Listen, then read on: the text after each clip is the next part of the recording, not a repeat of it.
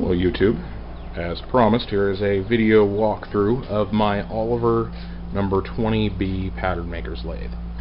The lathe was manufactured in 1917 in Grand Rapids. It features an 8-foot bed, 62-inch capacity between centers, and will turn a 20-inch diameter workpiece. The lathe came to me about a year and a half ago. It was previously owned by a local fella who had the machine stored outside for the better part of 15 years. So upon acquiring the machine, I had to do a pretty thorough rebuild, which mostly entailed removing quite a bit of rust and freeing up all of the moving components.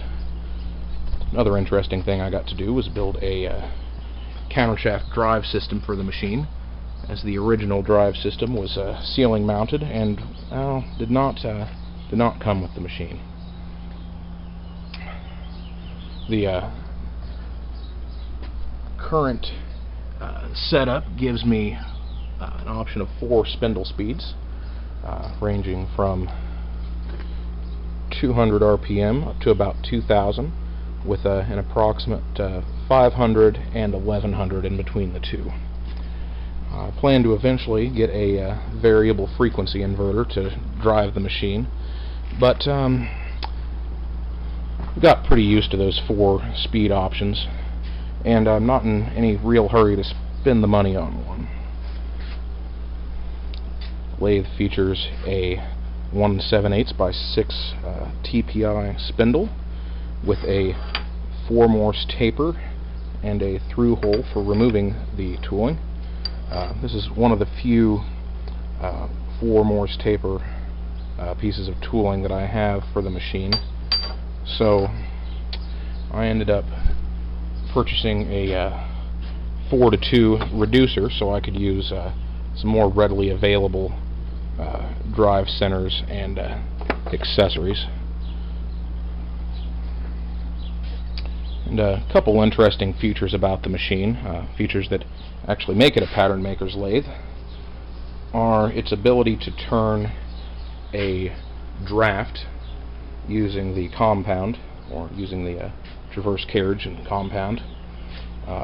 That is achieved by swiveling the headstock 5 degrees, up to 5 degrees this or that direction, by loosening these 3 bolts in front, 2 of which are slotted, and 1 bolt in the rear, which allows the headstock to move up to 5 degrees either direction in relation to the center line. So with the headstock and the tailstock swiveled, you can use the carriage to turn a straight taper, which was incredibly handy for pattern makers. Do a quick little demo here of how the tailstock swivels. And you have the ability to go up to 5 degrees off center to match the headstock.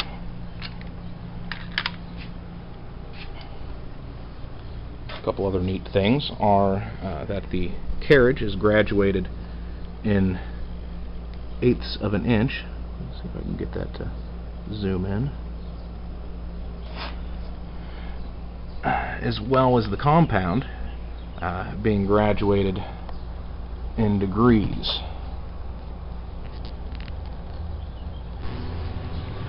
I have ran around to the back side of the machine to get a few additional shots. Here is my chisel holder that I recently built for the lathe. Got tired of running back and forth across the shop to get my chisels. It is solid ash, lock mounted together, and has the capacity for 49 chisels, some calipers, accessories, centers, face plates, etc.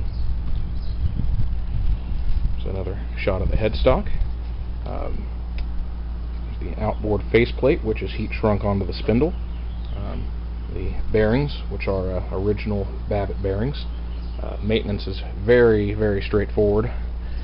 Just every once in a while you add some oil to the upper cups, which slowly drains down into the two lower oil reservoirs. Haven't got a cup for that one. And those reservoirs wick oil up into the bearing during operation as needed. I also recently attained a spindle adapter. It goes from 1 7/8 by 6 TPI to more modern 1 1/4 8, which allows me to use scroll chucks and some more easily attainable faceplates. We have an original Oliver banjo. Did not come with the machine. I got this from an Oliver enthusiast down south.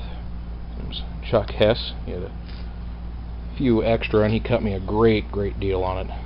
I almost sprung on a one-way banjo. I'm glad I didn't. Back to the tailstock. Has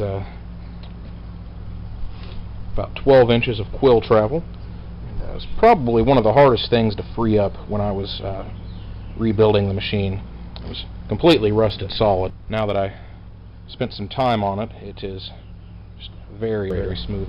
Smoother than any modern quill I've used. Just give it a quick little spin there and it'll run about a quarter of the way out.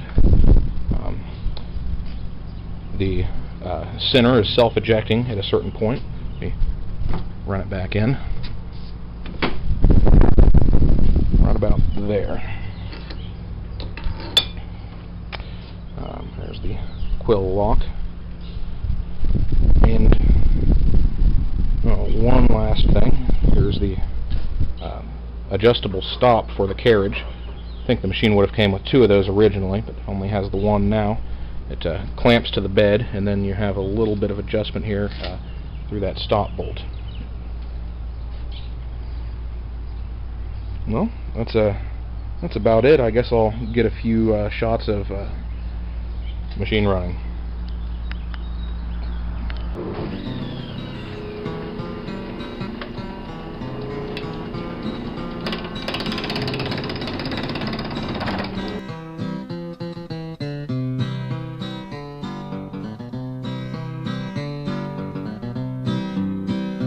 She was fairer than the flowers that blossomed in the vales, red up in the mountains of sunny New South Wales.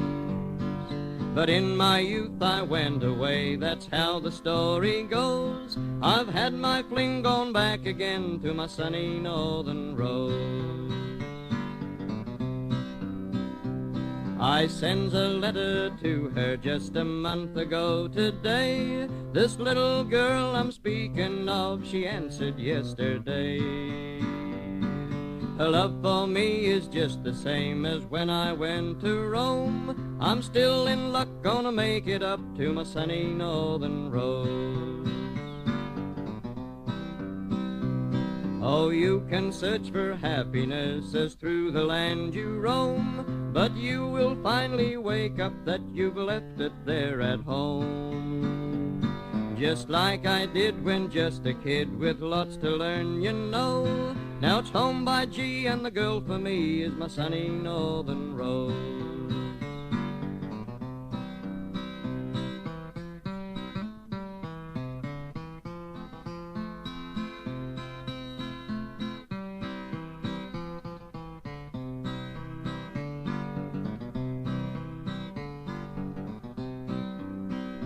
Let me see that old creek winding through the flats of oak and fern, and see the bushfires smouldering as through the night they burn. Set me back there in the saddle where the station cattle roam, and let me croon to the old bush moon on the dusty road to home.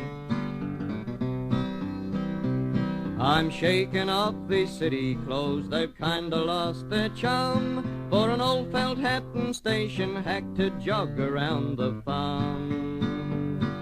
A patch of land will suit me grand where friendly gum trees grow, and I'll spend my day till I'm old and grey with my sunny northern rose.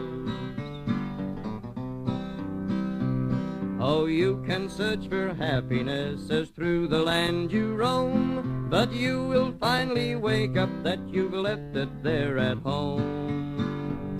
Just like I did when just a kid with lots to learn, you know. Now it's home by G, and the girl for me is my sunny northern rose.